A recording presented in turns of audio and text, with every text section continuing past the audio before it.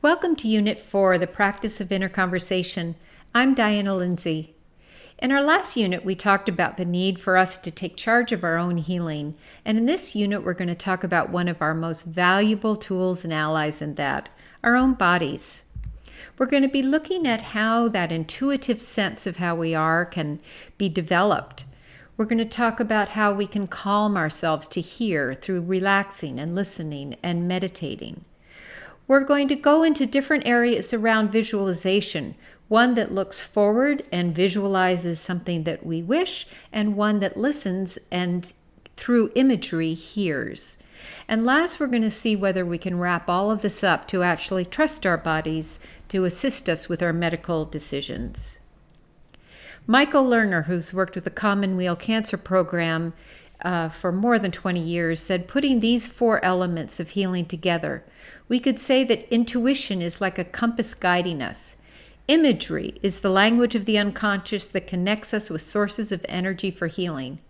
Creativity seeks the best way forward for us, and meaning helps us explore who we are, where we come from, and where we're going. So let's start with developing intuition. In the new doctor-patient relationship that we talked about in Unit 1, we saw that patients were now making their own treatment decisions. But what are they making these decisions on? Is there any evidence? For many conditions, there is evidence, and good evidence, that we can trust our doctors to inform us, and we can trust the drugs that are being suggested for us.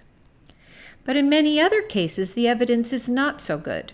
It might be biased, it might be a small sample, it might not use a good methodology, there might not be a big enough sample as in a clinical trial.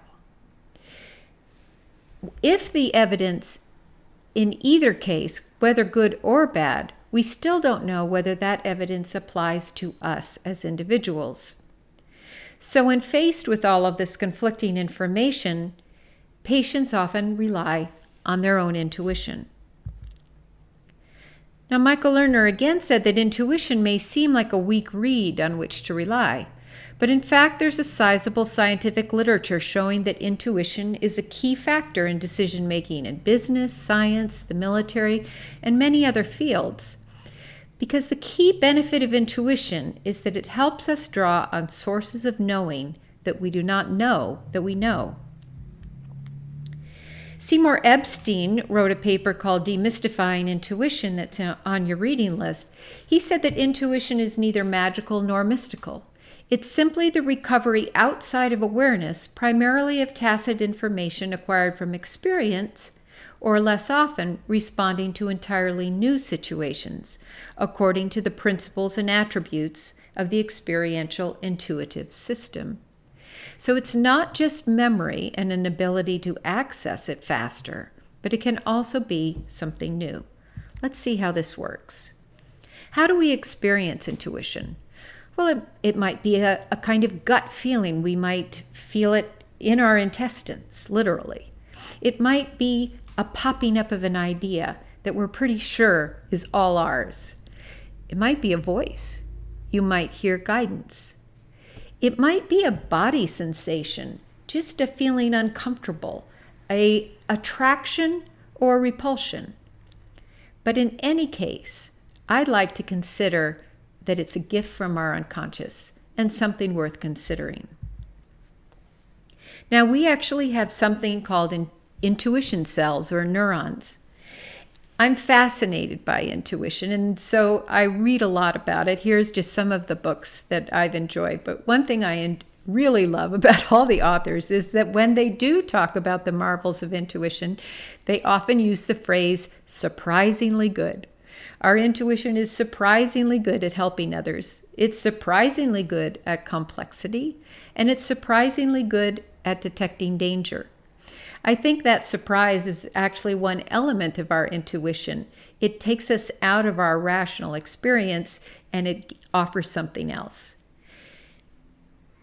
Our intuition was developed, and as we saw in our last unit, so much a huge part of what we experience as ourselves, because it helped us with social bonds. Now, this is helpful and it's also not helpful. It's not helpful in the way that stereotypes can be reinforced, that memories can be reattributed to other things, that there are subliminal perceptions that we're not even aware of. It can be very effective, and it is the prime basis for helping us with social emotions and moral intuitions, but that can include pain, guilt, and embarrassment, which don't feel so comfortable. But it's very good about the expectation of reward under conditions of uncertainty.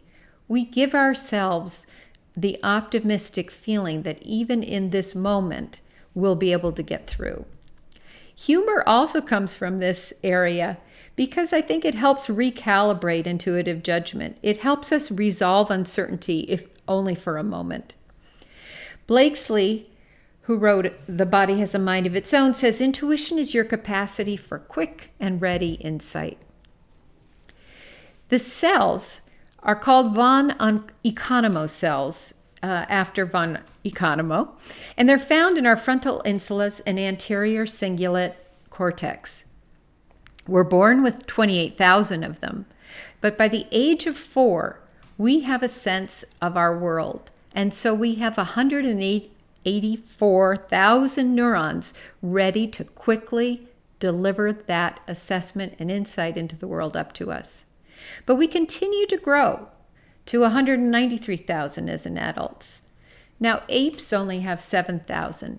So this is truly one of those areas that have helped humans become who they are.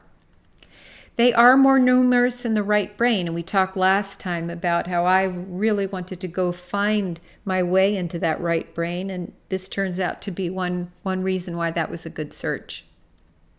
Now, interestingly, we also have our neurons that are related to food in the insulas that map our visceral sensations, and they're quite polarized, eat or don't eat. So it happens that many of our social emotions can come in with that same kind of polar opposites. We love, we hate, we lust, we disgust, we trust, we distrust. And the polarity of that can, of course, be something that can trick us and fool us, and why our rational minds often have to intercede. So when is it less successful? We saw in the last unit that thinking fast, our brains deliver up a view of the present moment, and then often our rational mind will then step in to either intercede, to calibrate, or perhaps to make their own error. If it's habit-driven and not a result of something that is right in front of us now, it's very easy for us not to be perceiving the situation correctly. We will quickly deliver up what we know. If it's wishful thinking, we may not have a clear error. We may not have a clear thinking because we want something so badly, we don't look carefully at everything around us. There are many other ways that we can be fooled by perception. Our eyes themselves, just in the way they view things, will deliver us errors. And then they can be fooled by certain ways that our minds work. One is called an availability heuristic, which means we tend to think that something is right if it comes to us quickly. If our memories can deliver it up, that's what makes it known, popular, and correct. But that, of course, is not the case. There's an effect called the Einstellung, which is once something comes up, we want to settle there. And we want to go with that. And we also, I'm sure, have all experienced the overwhelm heuristic, which is if you give us too much of anything, we won't be able to really process it well at that speed. And an algorithm might do better than we do. But in my case, I felt it was critical to develop intuition. I felt that my own left brain and the brains of many, many talented researchers, scientists, and doctors had come up short. There was no cure for stage 4 lung cancer. And so I figured I needed to have another source, not the only source, but another source. And I wanted to develop my intuition around what was healing or not. So if you'd like to follow that with me, try very simply recalibrating yourself, understanding when your yeses and your nos come up. In a given moment, just think, what's your next step? Let it come up. Then think, will this reflection, conversation, activity help me find joy? Will it help my healing? Will it strengthen my will to live? Will I feel better? That is our rational minds reflecting on whatever the intuition has come up. If it's yes, then give it a try. And then observe, do I indeed feel better? And then listen for the body's feedback. What does the body say? If yes, do it again. If no, ask if you're saying no out of habit, you're too lazy to get off the couch and walk, or whether you feel it's a true feedback from your body. I found through this process that I could strengthen my own intuition around my own self-care. It could motivate me to eat well and to move well. I found that the healing mindset, that I called it, grew with practice. That as I stayed open, honest, I let myself be creative, that I could really, truly reap many rewards. And that it was incremental. So as support of family grew, it grew into friends who live far away, friends from my past. As I became strong physically, I became stronger emotionally and spiritually. And as my well-being built through love and joy and awe, I found that I could truly accept the situation I was in and find actually great pleasure in it.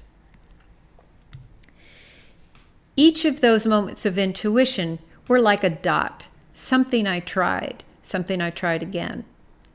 And it built over time, so that when I began, these were some of the areas that I started with, but I kept moving. So 3 years in, these were many of the things that my intuition had led me to. So take a day to follow your own intuition. Where does it lead you? Do you have any surprises? And look forward to seeing you in the next unit.